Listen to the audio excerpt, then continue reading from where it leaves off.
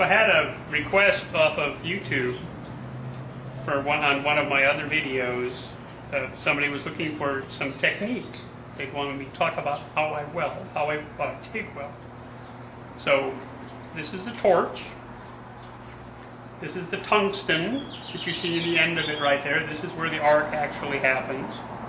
And what I want to do is just show you on this piece of metal how to start the arc and how to keep the arc going and how to make a puddle and flow along. And I'll try to talk with my helmet down. I don't know if you'll be able to hear me or not, but we'll try.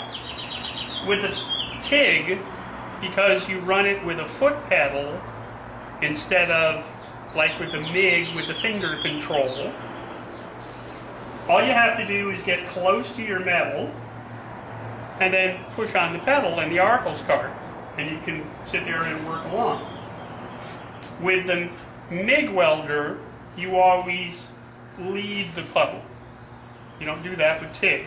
With TIG, you push the puddle, or you lead the puddle along this way. You kind of push it along.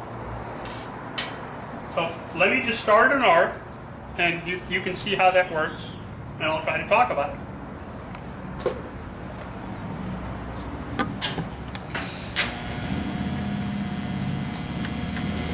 You can see right there that I don't really have a lot of molten metal going on because I haven't pushed down on the pedal very far. If I push it all the way down, you can see there's starting to get a little molten puddle going on where the scrap metal is starting to melt away. So as I bring my rod in, and I can go right to the edge of that puddle, and as I'm working along with my torch, I just start to melt that rod at the same time, where I can start a bead weld going along. It's a very slow process compared to MIG welding.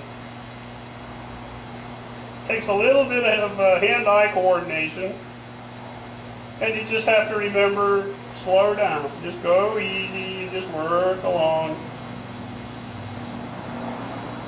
And then just lift up on the pedal, and the arc goes away. So let me get another piece of scrap, and I'll weld the two of them together, and you can see how I would do that. Hang on, I'll be right back.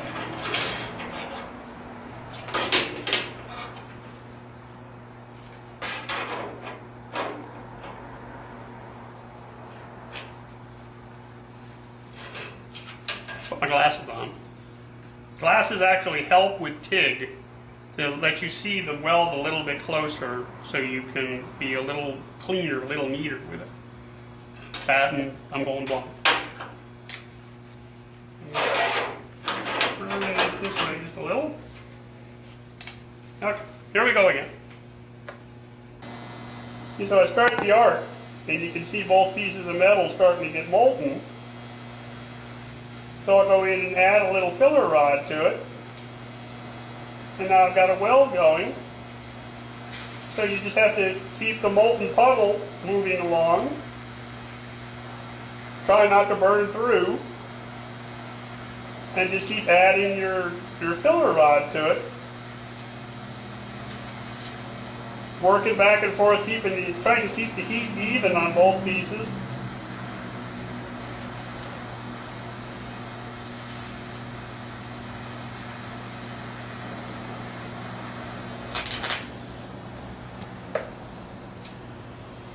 And that's kind of how you do it. There's a lot more to learn, really, because this piece of metal is lying on the workbench. This one will take longer to heat up than this piece will that's out in the air. So as you're welding on this piece will have a bigger tendency to burn through, or just get totally molten, and then the whole thing falls out, and you have a big hole to fill in. So it takes a lot of practice. It's not as hard to do as people make it out. TIG welding is really pretty easy once you just kind of get the hang of getting the arc started and adding filler metal to it and working along. It just takes practice. Hope that helps. Bye.